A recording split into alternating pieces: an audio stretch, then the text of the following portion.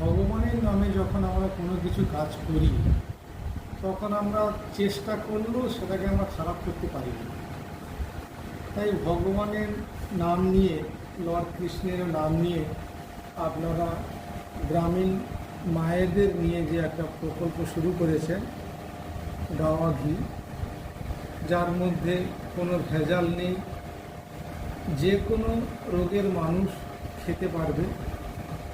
কেন আমরা ঘি ফ্যাট বলে অনেকে এটা খায় না, কিন্তু আপনারা যে ফ্যাটহীন বা অন্যান্য কিছু কেমিক্যাল না থাকার জন্য রোগীদের জন্য এটা খুব প্রয়োজন যে করেছেন, এটা খুবই সাফল্য লাভ করবে।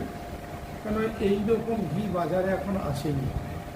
বাজারে যেসব ঘি আমরা দেখি বা আমাদের নিয়ে আসি, আমাদের আশ্রমে অনেক আনা হয়, কিন্তু সেই ঘিয়ের মধ্যে ধরুন 50% ভেজাল আছে বললেই হয়।